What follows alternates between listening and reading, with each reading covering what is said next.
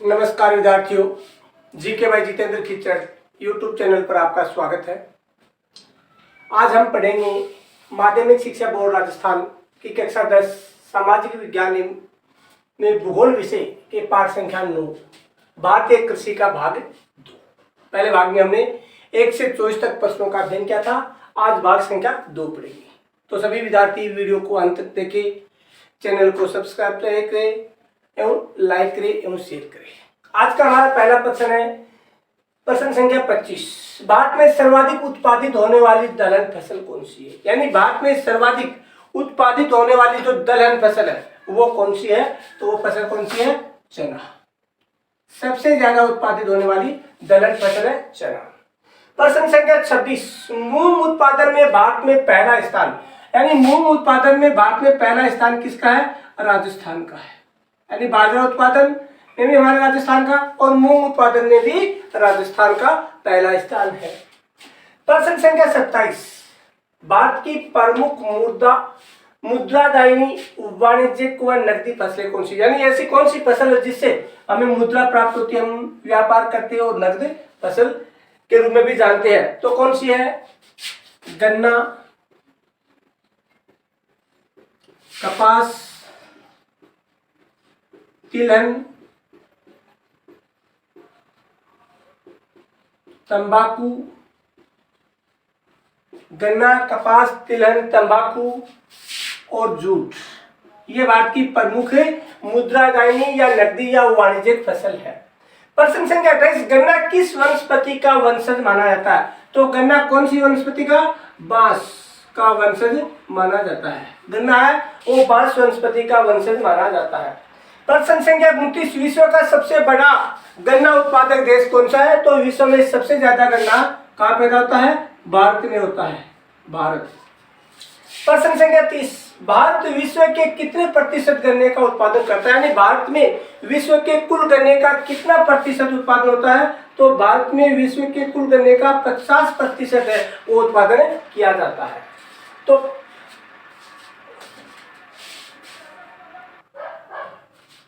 यानी भारत की सर्वाधिक दलहन फसल चना मूंग उत्पादन में भारत में पहला स्थान राजस्थान का। भारत की प्रमुख नकद फसल है गन्ना, कपास, तिलहन, तंबाकू, जूट। और गन्ना किस वंशज का है? बांस का। और विश्व में सबसे ज्यादा गन्ना उत्पादन होता है भारत में। और भारत में विश्व के कुल गन्ने का कितना प्रतिशत है? 50% उत्पादन होता है। प्रश्न संख्या 31। भारत में गन्ने का सर्वाधिक उत्पादन किस राज्य में होता है? तो भारत में गन्ने का सर्वाधिक उत्पादन उत्तर प्रदेश में होता है। कहाँ होता है? उत्तर प्रदेश में होता है। प्रश्न संख्या 32। देश की कुल कृषि भूमि के कितने भाग पर कपास का उत्पादन होता है? यानी देश की कुल कृषि भूमि के कितने प्रतिशत भाग? तो 5.6% भाग पर क्या होता है? कपास का उत्पादन होता है। प्रश्न संख्या 33। भारत में कपास की कितनी किस्में बोई जाती है? तो कितनी किस्में? 3 किस्में। 3 किस्में। पहली किस्म है लंबे रेशे। लंबे रेशे यानी पहली जो किस्म है वो कौन सी है? लंबे रेशे। दूसरी मध्यम रेशे, मध्यम रेशे। तीसरी है छोटे रेशे, छोटे रेशे वाली। यानी 3 प्रकार की है, लंबी, मध्यम और छोटे रेशे वाली। प्रश्न संख्या 34। भारत में लंबे रेशे वाली कपास को क्या कहा जाता है? यानी जो पहली है लंबे रेशे वाली कपास, इसको क्या कहते हैं? अमेरिकन कपास। अमेरिकन कपास क्या कहा जाता है? अमेरिकन कपास से कहा जाता है। प्रश्न संख्या 35। अमेरिकन कपास भारत के कुल कपास उत्पादन का कितना प्रतिशत है? यानी भारत में जो कुल कपास उत्पादित होती है उनमें से अमेरिकन कपास कितने प्रतिशत है? अमेरिकन कपास है 50% भाग। प्रश्न संख्या 36। भारत में विश्व के कितने प्रतिशत तिलहन का उत्पादन किया जाता है? यानी विश्व के कुल तिलहन में से भारत में कितने प्रतिशत है? तो भारत में कितना है? 10% तिलहन का उत्पादन किया जाता है। यानी भारत में सर्वाधिक गन्ना उत्तर प्रदेश में और कुल कृषि भूमि से कपास का उत्पादन 5.6% भाग पर कपास की 3 किस्में, लंबे रेशे, मध्यम रेशे, छोटे रेशे। जो लंबे रेशे वाले उसे क्या कहते हैं? अमेरिकन कपास। ये भारत के कुल उत्पादन का 50% है और भारत के 10% भाग, कुल कृषि भूमि के 10% भाग पर तिलहन का उत्पादन किया जाता है। प्रश्न संख्या 37, भारत की कुल तिलहन फसलों का 80% कौन सी फसलें? यानी जो तिलहन फसलें उनमें से 80% कौन सी फसलें जिससे तिलहन प्राप्त होता है? तो कौन सी है? मूंगफली व सरसों। मूंगफली व सरसों, ये कुल तिलहन फसलों का 80% है। प्रश्न संख्या 38, मूंगफली किस देश की फसल है? यानी मूंगफली कौन से देश की है? तो मूंगफली ब्राजील की है। कौन से देश की है? ब्राजील की। प्रश्न संख्या 39, विश्व की कुल मूंगफली उत्पादन का भारत में कितना प्रतिशत होता है?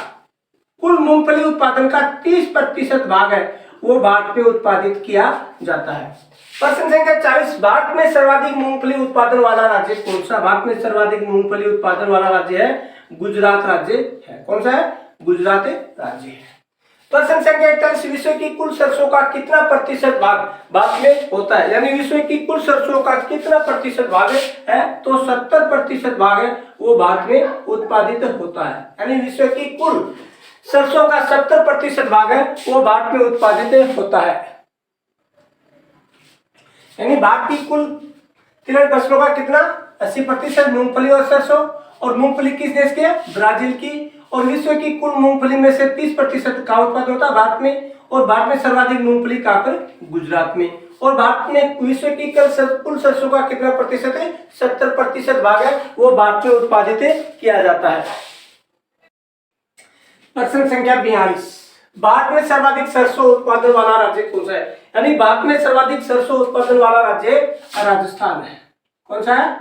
राजस्थान। यानी भारत में सबसे ज्यादा सरसों का उत्पादन का होता है राजस्थान में होता है। प्रश्न संख्या 43, भारत में सर्वाधिक अरंडी उत्पादन वाला राज्य, यानी वो कौन सा राज्य जहां पर सर्वाधिक अरंडी का उत्पादन होता है? तो वो कौन सा राज्य है? गुजरात राज्य है।